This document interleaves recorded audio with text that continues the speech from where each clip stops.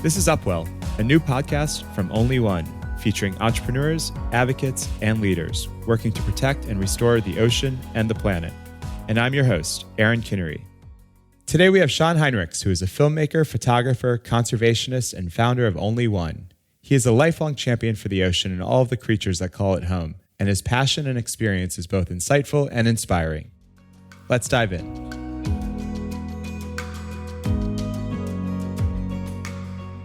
Shawn, thanks for joining Upwell. You're the first team member from Only.one to be on the podcast, and it's been incredible to work with you over the past few years because you always speak with such passion and poeticism for the ocean. So I was wondering, what initially sparked your interest and connection to marine life?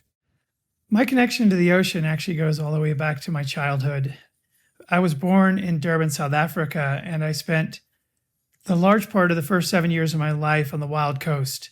And if you're not familiar with that area, it is an incredibly rich and abundant seascape. Every winter you have massive shoals of sardines, miles and miles long, pushing their way up, following the currents. So dense and so thick, the water turns black. And when the predators come in, and we're talking about tens of thousands of dolphins, we're talking about thousands of sharks, and these squadrons of Cape Gannets that go pouring into the water, all these predators drive them so close to the shore that when I was a child, the fishermen would literally stand on the beach with buckets and scoop the fish up off the sand. They didn't even have to drop a net in the water. There was so much fish and so much abundance. And to even make it better, you'd have the annual migration of the humpback whales making their way up from Antarctica. And as a backdrop, they'd be launching in the air and crashing down on the water.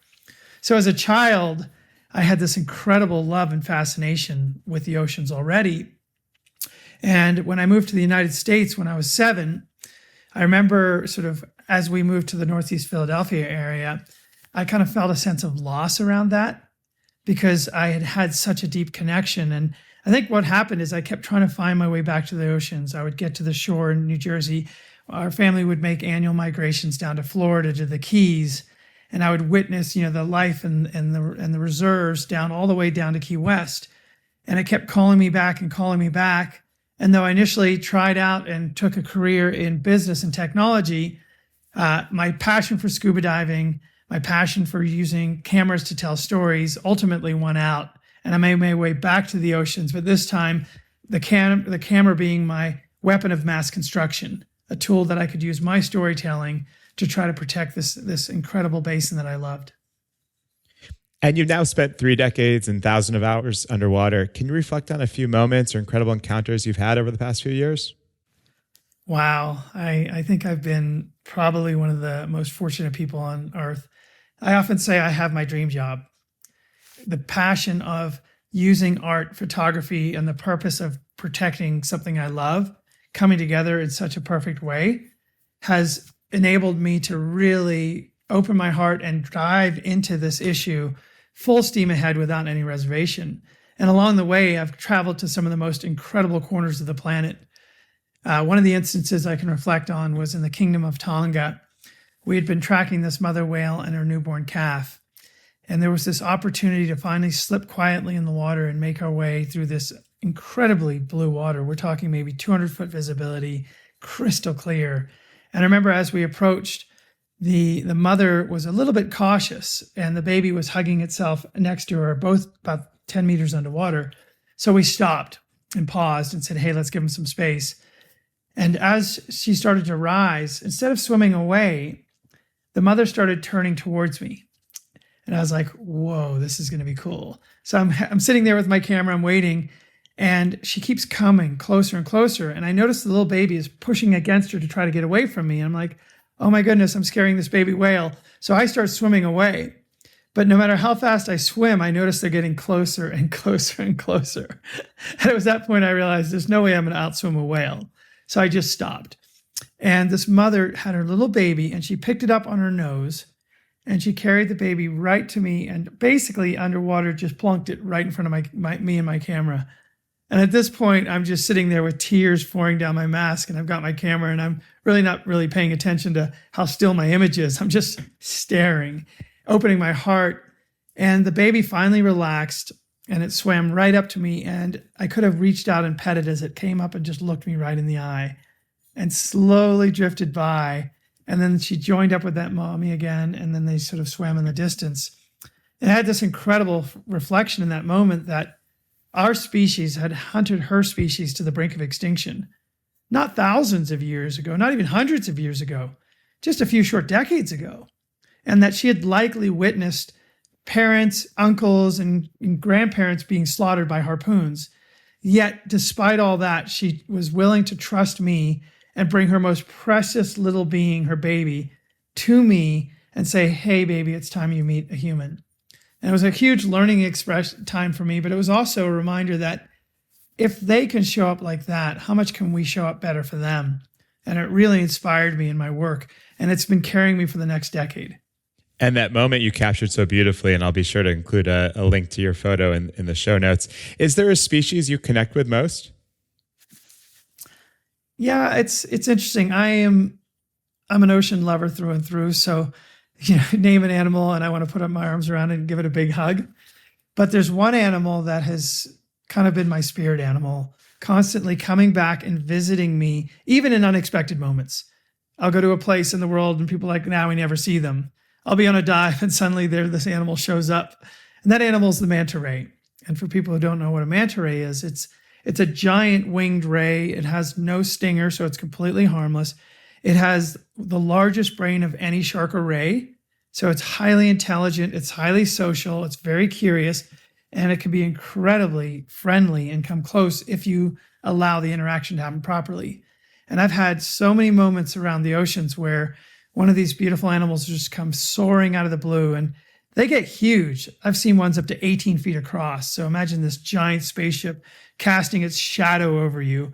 And you're so humbled because you're this tiny little scuba diver beneath this incredible being. And it'll come right up to you and just gently brush its wingtip across your face. And if you just pause and wait, sometimes it'll circle back again and again. And it always looks you right in the eye. And it's that type of interaction that makes the ocean so special, because like on land, you go on a safari, you're looking out of a Jeep, right? And you're looking at the elephant doing its thing. But in the oceans, you get to step out of the Jeep and right into the herd, right? Right in the mother and calf, or right with that giant elephant and its baby, as it were. But it's underwater. And some of these animals are huge, like a manta ray, maybe 18 feet across. But I've been face to face with a 90-foot blue whale. You would never see that on land, but under the oceans, you have that opportunity to become part of their world. And if you surrender to it, it creates these lifetime moments that you will never forget. And is there a species that you think is most misunderstood? People often ask that question. And for me, one that really comes to mind is the shark. And it's a group of species. There's hundreds of species of sharks. But across the oceans, they've been vilified. And the reason for that is they're big, large animals with teeth that can do a lot of damage. There's very little understood about them in the general population. Less than 1% of the people in the world ever stick their head beneath the surface of the ocean and even interact with a shark. So only they have movies and media as their reference point, and sharks are often portrayed as these man-eaters, these killer monsters, right? But for me, I've spent time in the oceans with all kinds of species. I've been face to face with great white sharks without any cage. I've been in a group of 15 tiger sharks, 10 to 15 feet long. I've swam with bull sharks, oceanic white tips, and even one of the most ferocious sharks, the mako shark. And every single time when I've dropped in the water and relaxed, what I've experienced is something completely transformative. Sometimes they come in quickly or slowly, but in the end, they slow down. They give you a look and they're like trying to figure out, are you predator, risk to them? Are you food, their prey? Or are you something that doesn't really have any influence in their world other than just being there? And they usually figure out that the latter, that you're here just to relax. And when you do that, you can spend time, hours with these animals. And I've never, ever once had a conflict or had to protect myself from being eaten by a shark. However, despite that, when you look across the oceans, considering only 6 people a year across the entire ocean, and we're talking about several billion swims per year by humans, 6 people a year are accidentally killed by a shark. Yet humans are killing over 100 million sharks every year. So it's really them that have a lot more to fear from us than we do from them. Our chances of being eaten or bitten by a shark or killed are less than coconuts falling on our head, are less than being struck by a meteor. And I know we're going to talk about a little later in the conversation, a campaign we've been working on together to protect sharks globally. Before we get to that, what is something that audience should know about the state of the ocean today? Yeah, there's a lot to talk about the state of the oceans. Most of it, unfortunately, not very good. We have done a lot of bad things to the oceans. We have serially depleted most of the large predatory fish and actually most of all the large fish. In fact, in the last 50 years, we've depleted the large fish in the oceans by greater than 90%. And when you look at certain species or families like sharks, you see certain species like oceanic whitetips and silky sharks in certain ocean basins have been depleted by as much as 90 to 99%. We took many of the whale populations down to just a few percentage points in the last century through commercial whaling. We have collapsed most of our great fisheries in just the last 50 years. And along with that, we've poured incredible amounts of carbon into the ocean, causing acidification and having now lost greater than 50% of our reefs across the world. And why does that matter? Well, A, it matters a lot to every animal that lives in the ocean. But it should matter to us on a personal level as well, because greater than 2 billion people across the oceans depend upon the oceans as their primary source of protein. And close to 500 million people depend upon the oceans as their primary source of income in various industries.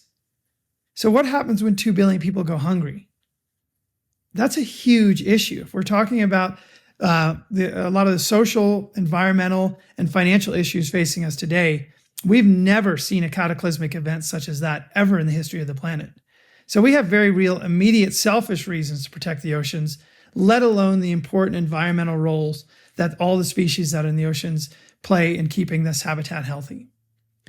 I want to shift a little bit to the power of storytelling. You said earlier in the conversation, you view your camera as a weapon of mass construction. I've also heard you say before that people only protect what they love. Can you talk about how you use art, photography, and storytelling to inspire others to fall in love with the ocean and the creatures who call it home? Storytelling has been probably the greatest and most long-used art to connect and bind communities. If you think about way back in the day, in the evening, communities would sit around the campfire and they would relate the stories of the hunt or their travels or something they came across or a new way of doing things. And that sharing would pass down from grandparents to parents to children and across generations. And it became the glue that bound societies. And then when they went and met other communities, stories would be told. And it's a fabric that has connected humanity since the beginning of time. Well, when it comes to conservation, it's impossible to expect that somebody who is sitting in their home in New York City that may never have ever been to the Gulf of Mexico or to somewhere off Baja California Sur in Mexico has any reason to have any understanding or any affection or need to conserve that area. So when you bring forth a campaign to say, hey, we're about to lose this species of whale over here, amongst all the other news that we're getting bombarded with, there's no reason to act. There's no impetus to act. So that's where the power of storytelling comes in. Through a film, through an image, through a narrative, I can take someone who's never met an animal or been to a place, and I can enable them to feel something, connect with it, and fall in love with it. And through that emotion, when I tell them there's an urgent issue that's happening, now they have that reason to act. They feel inspired, and it's through that inspiration that action is possible. And so storytelling is not only a beautiful part of conservation, it is probably at the center of it. It is the critical element that triggers an entire process, which includes important science, important policy, important activation and campaigns. But the seed of it is that connection that we start through that story that inspires someone to go that extra yard to make a difference. And you often take that storytelling even further, right? I've found in our conversations, you understand instinctively the importance of marrying compelling content to build awareness with campaign strategy that ultimately drives action. So can you talk about those two pieces working in coordination with each other, the storytelling and the strategy? Yeah, it's interesting because people often try to decouple the two. And I had a lot of pressure in my career to do that. They're like, are you a conservationist or a filmmaker storyteller? And I kept saying I'm both. And usually the answer would come back is, well, you need to choose because there really isn't an industry for both. And I said, well, let's create one because you need the two, right? What is the importance of, what's the value of having beautiful stories without having any impact? And how do you achieve impact without having anyone connected to the issue? And so that's where the power of the storytelling and campaigning comes through. When you tell that story with beautiful imagery, inspired connections, and you leave a call to action, you need to give people a place to go and a way to act. And that's where the campaign and the activation comes in. If you give people the tools and the mechanisms, and maybe it's the general public through a petition or through another type of activity or giving, or maybe it's a politician who doesn't yet have the tools and the community and the sort of the audience to support what they want to do. If you have a campaign that can bring it together so that policymakers, scientists, audience, users, and even key stakeholders that may live there, such as community members, can come together in a forum and make a decision and have the tools to not only make the decision, but to cause action to happen, protect an area, protect a species, remove a carcinogen from the environment, remove plastics, restore a habitat. That all becomes possible in that combined container. And so what I love about our work is we're fusing those elements and giving all types of people a home where they can come in and take action once they've been inspired to take a move in their lives. And I wonder if you can dive into an example of that with Racing Extinction, which you worked on in 2015. You went undercover to expose trafficking of wildlife and endangered species. What was it like to both work on that film, and what type of response did it inspire? That was quite a project. It was about 4 years of work. The film came out in December of 2015. And I remember after it came out, people were like, what's your next project? And I said, that's like asking somebody, what's your next life? This is my life. This is my work. It just keeps going. And in that film, we went to various parts of the world and we did these undercover investigations into the trade in manta ray gills, into the shark fin trade, as well as other species. We looked at also what was happening with climate, acidification, and a bunch of the anthropogenic or human-based threats to the environment and particularly the oceans. And from that, we were able to identify some really important actions that people could take. And one of the actions that came up coincidentally with the film that we were making was CITES, the Convention on International Trade in Endangered Species. And that is a group of over 180 nations. It's a United Nations body that comes together every 3 years. And in that meeting, various species are proposed for listing. And once they're listed, they are afforded a certain level of protection from extractive trade. It may be a complete ban at Appendix 1. It may be a very limited amount of trade, only if you can prove non-detriment on Appendix 2, or it may be a watch level at Appendix 3. Now, most of the work focuses on Appendix 2 and 1, which is either extremely limited trade or no trade. And back in 2013, through our investigations, we revealed that manta rays, these beautiful animals we talked about earlier, were under immense threat. And just because of the trade in their gills, for a pseudo-medicinal tonic that was being used in Asia in a soup to treat like various allergies or cough disorders and things like that with actually no proven medicinal benefits. It was more of a concoction to make money in the industry. That was happening, but it was causing fishermen to be exploited and drive the species to the extinction levels. So we brought this animal to the convention, and I remember it was March of 2013, and most of the people at that convention had never even heard of a manta ray. So our job was to not only educate them, what is this animal, but also inspire them. So we had this giant inflatable 8-meter across manta ray in the side event. We put together a series of beautiful films. We presented a paper that was 80 pages long with visuals about the entire trade, the most comprehensive paper of its kind, including scientists and policymakers from around the world showing what was happening to these animals. So we married policy and science with this storytelling, and we brought it to the delegates, and we had this huge side event. And I remember at the end of the side event, I just watched tears going down the eyes of these sort of more sort of almost jaded delegates who had been to these meetings for years and years. And one by one, they put their arm around me and said, "Don't worry, your manta rays are safe with me." And it came down to a vote, and there was a lot of pressure to vote against it because there was money involved. There were payoffs happening and bribes happening. But I remember as the vote came to a head, you sort of watched these two against and for, and you need a supermajority, right? And so they were going up, and then suddenly the green bar just went racing to the ceiling. And the entire room erupted in an applause. And then one by one, these nations stood up and said, though this isn't traditional, I want it on record that my nation voted for this. And you knew people had a chance to stand up and do the right thing, and they did it. And it was against money and deceit and bribery and all of those things that were acting against us. But because people were inspired, they took action, and they proved that as a world body, we could do the right thing. And we're now gearing up for another campaign in CITES this year to protect requiem sharks. Can you talk about that a little bit and why it's so important? Yeah, since the 2013 CITES, there has been a huge sort of uptick in efforts to protect marine species, and particularly sharks and rays. Some 40 plus species of sharks and rays are now protected under CITES. And there's been an incredible coalition of NGOs, scientists, industry partners, and just citizens that have come together on these initiatives each 3 years to push them across the finish line. Despite that success, however, there is a big hole that has happened. The shark fin trade continues to be one of the major drivers of the depletion of sharks across the globe.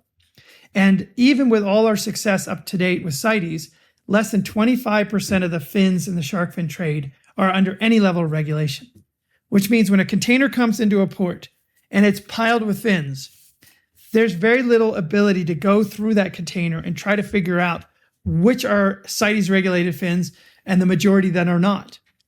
What this regulation does is takes the vast majority of the sharks that are still being traded in the trade.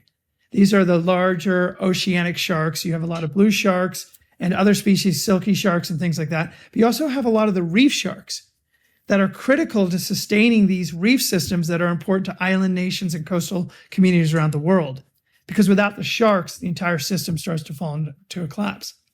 With this addition to CITES listing, greater than 90% of sharks traded in the fin trade will be under regulation, which means finally there will be the oversight and management necessary to really reel in this trade that has been devastating shark populations for many decades. So this is it. This is the biggest move in the history of CITES for any marine species, or any species, family of species. And we have that chance. And what makes it really exciting is it has one of the most endorsed proposals in the history of marine species. There is dozens of nations that co-sponsored this, including the EU, which is a conglomerate of many nations. And they're all coming forward, even though they're fishing nations, even though they have huge incentives to continue to fish these animals from an economic standpoint. They recognize this isn't sustainable anymore and it must be managed. And this happens in November, and our audience has a huge opportunity to be a part of that.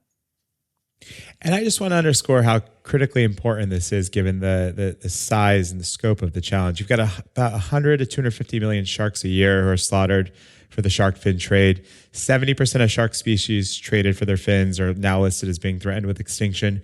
You've seen some of this devastation up front. What was that like for you? It's almost unimaginable to create a visual representation of the scope of what we're talking about. And I remember almost a decade ago, I was doing an investigation in Japan and Taiwan. And what I wanted to do was put a face on the 100 million or the 250 million. It's somewhere in that number. It's a huge number, but have you ever seen 250 million anything? How big is that? So we found some of the most significant fishery ports and warehouses I'd ever seen. And I remember I was in this one port in Japan, and as the day went on, these ships unloaded their catch, just one series of boats coming in. And I counted over 7,000 sharks lying on one factory floor, right in my face. And the vast majority, 6,500 of them, were blue sharks, which are the sharks, by the way, that are most impacted by this current proposal. They are being hammered across the oceans. And then we went to Taiwan and we went to these fin drying facilities. And I remember looking out and I saw this one view, and it was like the size of a football field. And it was all fins. And it was just one day's worth of fins drying. And there were thousands upon thousands of fins, probably 3,000 sharks represented in just one view. Now imagining that's just one port in one facility in one country in the world. And just about every single country with a coastline around the world is hunting these animals. And I was able to take that imagery and really put a face on the issue, because otherwise, how do you explain the numbers? But when you see that just one country alone is probably killing 3 million sharks, you start to realize that the numbers are actually real and it's happening. And it is mind-boggling the scale to which it's happening. I'll leave the link for folks to join the campaign and to learn more in the show notes, but the website's just only.one/CITES. So it's CITES, only.one/CITES. But I'll link that in the show notes so folks can learn more and get involved. As we're closing out, Shawn, I wanted to talk more about marine protection in communities and countries around the world. And I was hoping you might share a few lessons you learned through your work with John Weller and Raja Ampat using storytelling to engage the local community. If you really want to protect a place in the world, especially a sensitive marine habitat, when you consider that, and nowadays, given what we've done in the commercialized areas, the vast majority of our pristine, last remaining, crystal, beautiful waters and reefs and sanctuaries and rainforests that are still intact are in the hands of indigenous and local communities. So in many ways, the fate of these last global gems rests in their hands. Unfortunately, there is exorbitant pressure on these communities to hand over these natural resources for a penance. Oil exploration, mining, timber, you go through it, palm oil. They're all coming in, fishing, commercial fishing, longlining, gill netting, bomb fishing, and saying, here, I'll give you a few bucks. We'll take these little things and you'll be happy. But what they don't realize is they're wholesaling for a very short-term gain. The opportunity for us lies in going back to these communities and offering a very different product, which is one in which we can help them truly value the natural capital they have versus any derived wealth they might get from a short barter transaction. Because clearly everyone from the outside world that is, quote, wealthy is coming to their home for what they have. So it must be worth something and something significant. But they haven't yet been told that. And so our job is to go to these communities and help raise their voices, because within them, there are the elders.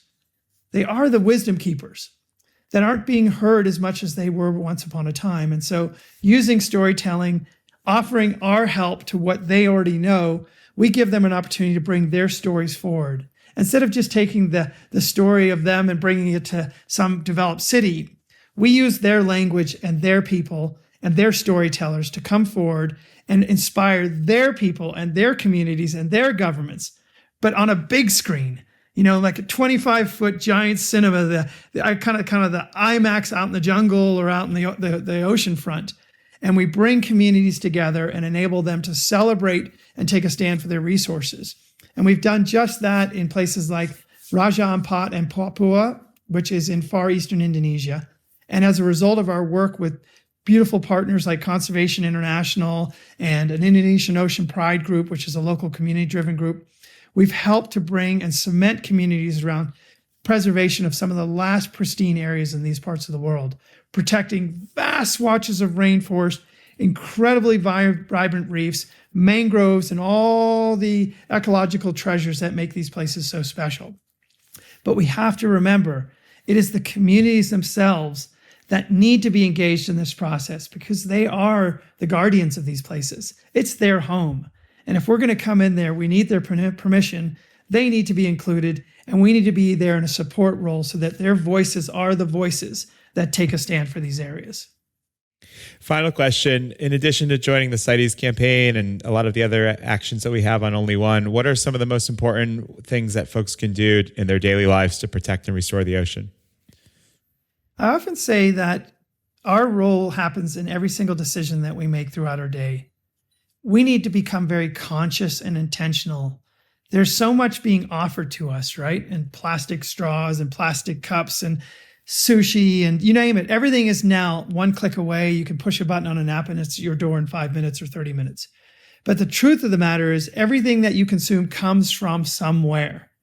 And you need to be very conscious of that. And so decisions is, what are you eating? Is it sourced sustainably? Could it be more plant-based? Could you reduce the amount of animal product that's going into your food? You don't necessarily have to go hard one direction or the other, but can you actually be very intentional? If you're going to eat fish, Do you know where that fish came from? Was it caught in some commercial longline that's catching turtles and sharks and dolphins and all kinds of other animals? Or was a single person with a pole and line catching that single fish? There are decisions you can make around that. With today's availability with applications, you can find that information, but you have to choose to be intentional. And then there's how you dispose of things. We are a throwaway society, a single-serving society, and as a result, we're piling up landfills, which are blowing into the oceans, choking our rivers, and filling marine life with plastics. Can you consciously make a decision to remove as much plastic and disposable products from your life? Can you carry your little bamboo fork with you as you travel? Can you order food that doesn't come packaged in terrible amounts of plastics and styrofoam? And then finally is the energy we use. We have a lot better opportunities nowadays to use more greener energies. Can you look to reduce the amount of dependence upon fossil fuels in your life and move towards things such as wind and solar that are actually being provided free of charge by the sun and by the wind? And just if each of us were making those small daily decisions, that ripple would turn into a tidal wave of change in the oceans that we need right now for the good. And each and every one of us plays a part in it every day we make a decision. Thank you, Shawn. I am grateful to call you a colleague. I'm lucky to learn from you and from your insights and inspiration every day. And I just really am thankful that you continue to commit your time and talents to this vital mission. Awesome. And hey, we have an amazing team here. And I'm just part of one incredible team, which is part of a huge community that's growing bigger every day in our community that's signing up for the Tide. So I'd say join us, because you're not alone if you feel the same. And we have a great community, and we're making a bigger impact day by day. And I'd love to see that community grow to the millions. Well, we are inspired and grateful to be a part of it with you. And thank you so much. Well, let's get back to work. All right. Take care.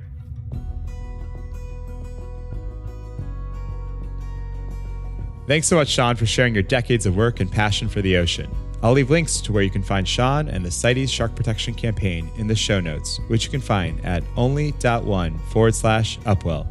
Once again, that's only.one/Upwell. This week's episode was engineered by Jake Bowles, and our cover art was designed by Joanna Marcus at Only One. Make sure you subscribe to the show wherever you listen to podcasts, and start your journey to help save the ocean and fix the climate today at only.one. For as little as $9, you can start planting coral and mangroves and removing plastics and carbon. Again, that's www.only.one. Thanks for tuning in, and we'll be back next week with an all-new episode of Upwell.